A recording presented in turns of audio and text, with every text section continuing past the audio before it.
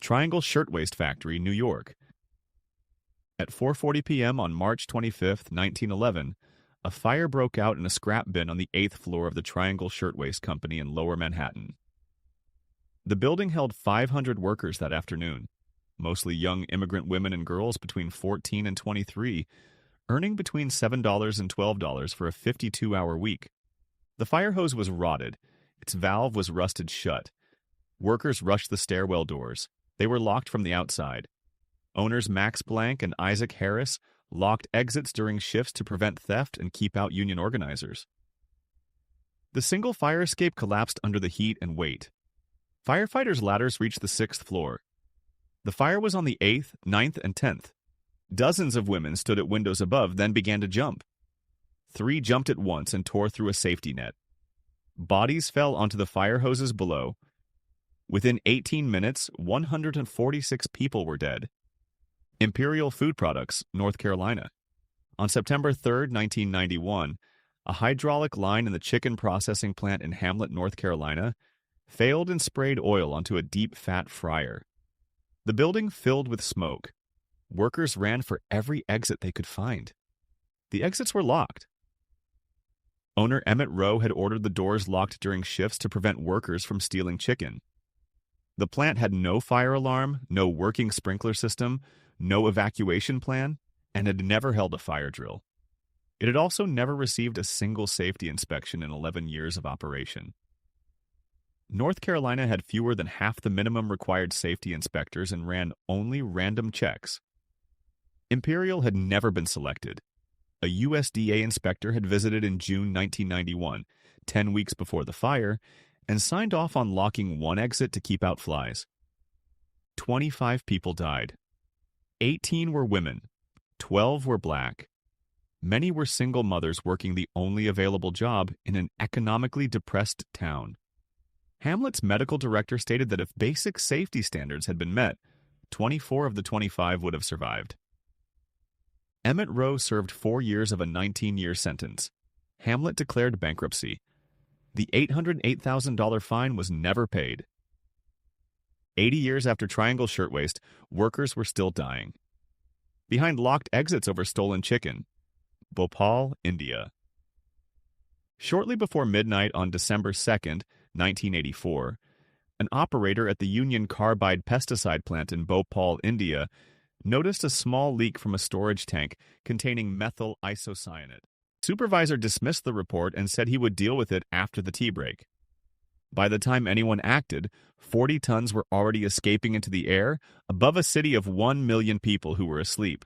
Methyl isocyanate is a colorless, highly flammable liquid that becomes a dense, corrosive gas on contact with air. It burns eyes, destroys lung tissue, causes convulsions. The cloud drifted south at ground level across the most densely populated neighborhoods.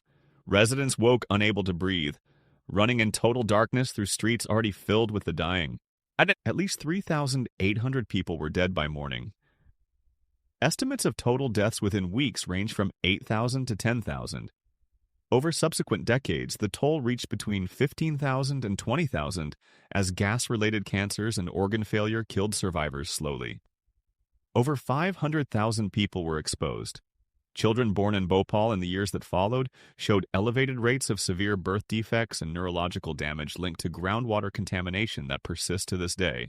Internal Union Carbide audits from 1982 had identified 61 hazards at the Bhopal facility, 30 classified as major, including a specific warning that a runaway reaction could occur in the MIC tanks, and that the plant's safety systems would not prevent catastrophic failure. The follow-up inspection was never sent. A ZEF chemical factory, Toulouse. On the morning of September 21, 2001, an employee at the AZF nitrogen fertilizer plant in Toulouse, France, spilled 500 kilograms of sodium dichloroxyurate onto a pile of off-specification ammonium nitrate stored in warehouse 221. The two materials combined. 20 minutes later, 300 tons of ammonium nitrate detonated. The blast registered as a 3.4 magnitude earthquake and was heard 100 kilometers away. It created a crater 40 meters wide and 7 meters deep. Steel girders were found 3 kilometers from the site. 31 people were killed. 2,500 were injured. Two-thirds of Toulouse's windows shattered. Over 27,000 buildings were damaged or destroyed. A student at a secondary school 500 meters away was killed by a collapsing concrete structure. The explosion occurred 10 days after September 11th. France's environment minister announced it may have been a terrorist attack, identifying a dead subcontractor with alleged Islamist sympathies as a suspect.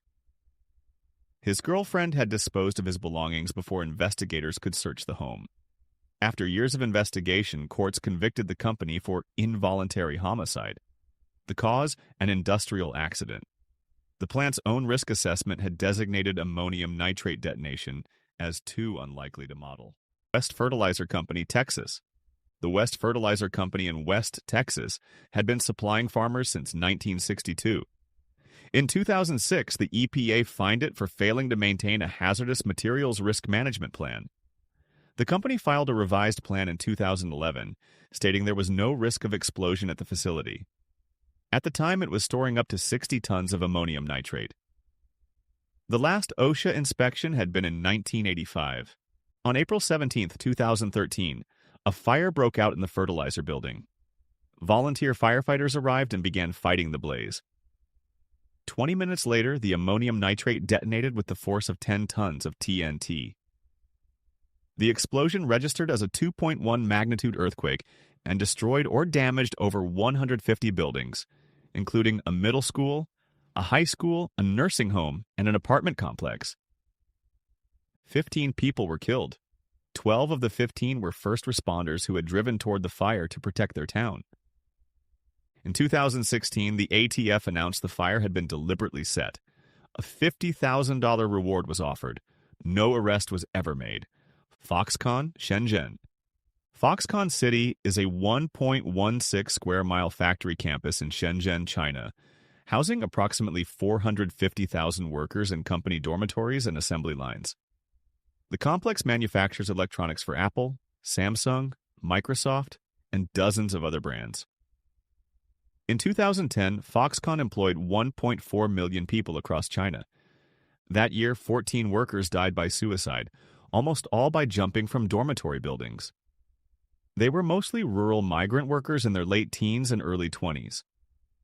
An undercover investigation published by a Chinese newspaper described assembly line workers standing in enforced silence for 8-hour shifts, performing a single repetitive motion thousands of times per day, forbidden from speaking to coworkers. Workers described completing a shift, returning to a dormitory room shared with up to 20 others, sleeping and returning to the same machine the next day. A report compiled by 20 Chinese universities described the facilities as a labor camp. Foxconn's initial response was to require new hires to sign an anti-suicide pledge, assuring that if they died by suicide, the company would not be held liable and its reputation would not be damaged. Amazon Warehouse, Edwardsville, Illinois. On December 10, 2021, an EF3 tornado with 150 miles per hour winds struck the Amazon delivery warehouse in Edwardsville, Illinois during a shift change.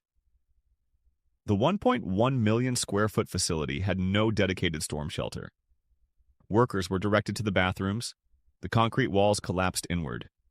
6 people died sheltering where they had been told to go. Edwardsville sits in FEMA Wind Zone 4, the highest tornado risk classification in the United States. After the deaths, Amazon planned to rebuild the warehouse to pre-loss conditions without adding a storm shelter. Workers at neighboring facilities said they had never held a tornado drill and had been expected to keep working during previous warnings. One described her site's official severe weather assembly area as a spot surrounded by refrigerators and treadmills. Amazon had also been reinstating a policy banning workers from carrying phones on the warehouse floor. Workers said this would prevent them from receiving independent weather alerts. Amazon stated employees were allowed phones at the time of the tornado. 6 people died because their employer's tornado plan for a Wind Zone 4 building was a bathroom. After the deaths, Jeff Bezos posted that he was heartbroken. Amazon's market capitalization that week was approximately $1.7 trillion.